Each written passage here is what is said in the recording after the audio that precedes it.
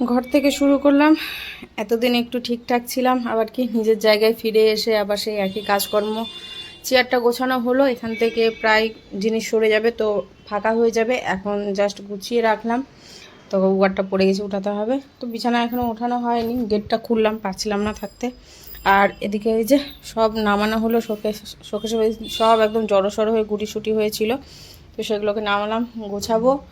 আর এদিকে এই জায়গাটা পরিষ্কার করা হয়ে গেছে, সুন্দর করে সবটি কৌটা ওই জায়গা একদম মুছে পরিষ্কার। আর মশলার প্যাকেটগুলো যে দেখতে পাচ্ছ, ওই বাটিটা ধুয়ে দিয়েছি। আর বাকি এদিকেও লেগে পড়ে উঠতে হবে। এই যে এই থালা আর কড়াইটা আপাতত একটা জায়গার, এটা তো ওই শোকেসের ওখানে রেখে দেবো। আর কড়াইটা রাখার জায়গা করতে হবে। থালা যে আছে, থালা ভিতরে ভরতে হবে, মানে আবার গোছানোর ব্যাপারটা হয়েছে। যদি আজকে হয়তো হলো, না হলে না হলো। আর আজকে ভোর থেকেই বৃষ্টি হচ্ছে, আমি 5:30টার সময় উঠেছি, তখন থেকে বৃষ্টি। এবার মাঝে থেমেছে কিনা বলতে পারছি না, কিন্তু দুবার উঠেছি, দুবারই উঠে দেখছি বৃষ্টি হচ্ছে।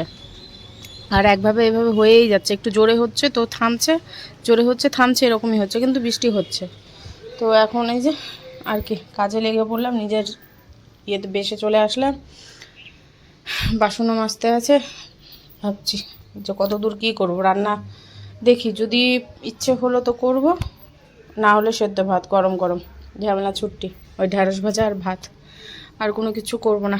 কালকে এই যে মোচা হয়েছে, তবে ঝাড়া হয়েছিল, তো সব এটা ফেলে দিতে হবে, নষ্ট হয়ে গেছে। আর এটা নিয়েই বারবার করে নাড়াচাড়া। তো অনেকদিন তোমাদেরকে ছাদ দেওয়া আজকে, মানে আমার সামনেটা দেখানো হয়নি, তো দেখাচ্ছি। ওখানেও বৃষ্টি পেয়েছি, এখানে আসলাম, কালকে বৃষ্টি ছিল না, আজকে বৃষ্টি। কিন্তু এখানে গরম আছে, ওখানে গরমটা অতটা ছিল না। আমি তো পাইনি, এখন যদি বাকি লেগে থাকে। তুই গরম পেয়েছিস? তোমার গরম লেগেছিল? এই যে হলো, গন্ধ শুনতে ব্যস্ত আছে। সমস্ত কিছু কমপ্লিট, এখন বসবো। আর রান্নার দিকে যাচ্ছি না, রান্না একদমই ভালো লাগছে না, ইচ্ছেই করছে না কিছু করতে। তো গরম গরম ভাত করব।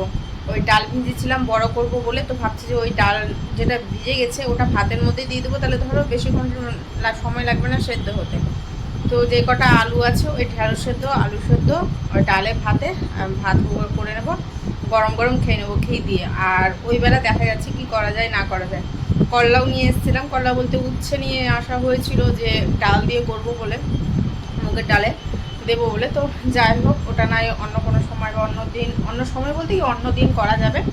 তো দীপ দেখি কতক্ষণে আসছে, আর না হলে ওই 3টে বাজবে, এখন তো 2টো বাজে, 3টে বাজবে, আমি গরম গরম প্রেশারে ভাত বসিয়ে দেবো। ওই আসলে আবার না একটু গরম করা যাবে, একটু ফেনা ফেনা করবো, তাহলে খেতেও ভালো লাগবে, ঘি দিয়ে আর কাঁচা লঙ্কা থাকবে, জমে যাবে খাবারটা। তো এটাই ভেবে আর রান্না বসাচ্ছি না, একেবারেই এনার্জি পাচ্ছি না, মনে হচ্ছে চোখ থেকে ঘুমিয়ে যাচ্ছে না, কী এমন হলো বুঝতেই পারছি না। কালকে মোমোটা খাওয়ার পর থেকে শরীরটা এতটাই খারাপ করতে শুরু করলো, কোল্ড ড্রিঙ্কস খেলাম, ঢেকেও উঠলো। তো সকালবেলাতে কোনো রকমভাবে ঘুম ছুটছিল না। তো যাই হোক 10টার সময় উঠলাম, যে বৃষ্টি পড়ছে, কাজ তেমনভাবেও নেই, আর টুকিটাকি কিছু কাজ আছে। তো যাই হোক হয়ে গেল, সব কিছু গোছানো কমপ্লিট, শুধু কোনো এক সময় ওই বেলকানির জিনিসপত্রগুলো আছে সেগুলো ধরতে হবে, কারণ ব্যাগটা আমাকে ভরতে হবে, ব্যাগের মধ্যে ওখানেই রাখা ছিল। দিয়ে ভাবছি তখনই বাসন কুসন একবারে গুছিয়ে ভরে দেবো জায়গা মতো, আর যে কটা রাখা সে কটা বাইরে রাখবো। তো যাই হোক, এই তো এখনও মনে হচ্ছে ঘুম, আর এখানটাতে মনে হচ্ছে একদম পুরো খাওয়ার। বৃষ্টি শুরু হয়েছে, দীপ মনে হয় ভিজতে ভিজতে আসবে।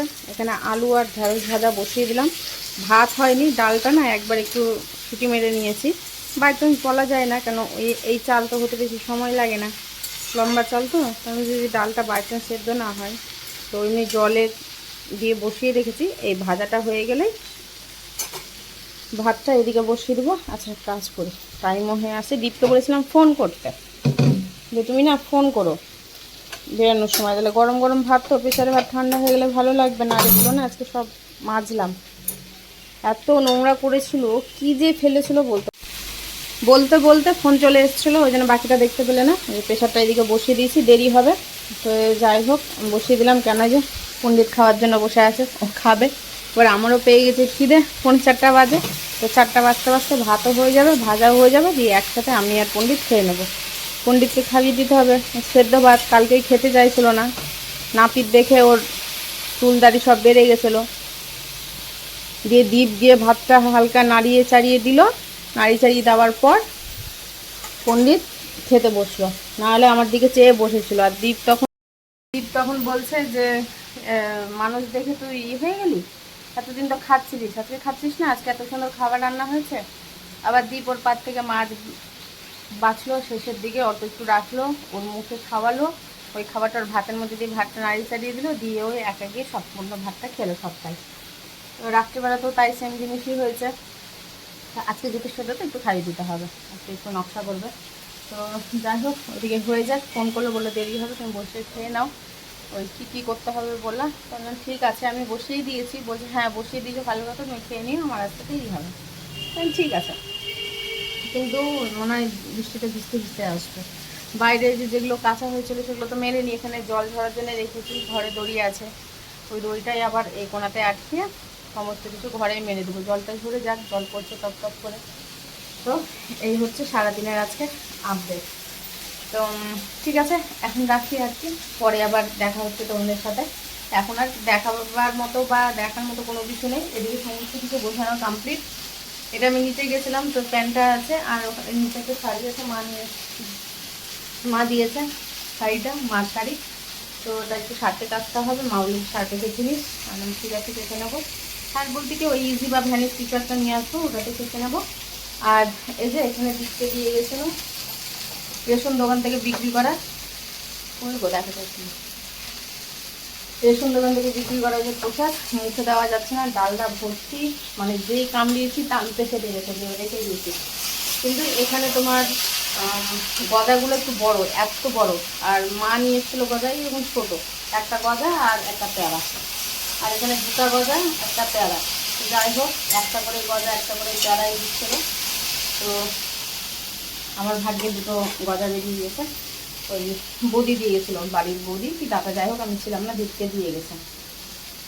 খাওয়া যাবে না, এটাকে ফেলে দিতে হবে। প্রসাদ তো না, দোকান থেকে কিনে এনে প্রসাদ বলে চালিয়ে দিচ্ছে, আবার নাম লেখা হচ্ছে, বিশাল ব্যাপার, প্রসাদ দিতে আবার নাম লেখা হয়, এই আর কি। ঠিক আছে, পরে আবার দেখা হচ্ছে তোমাদের সাথে।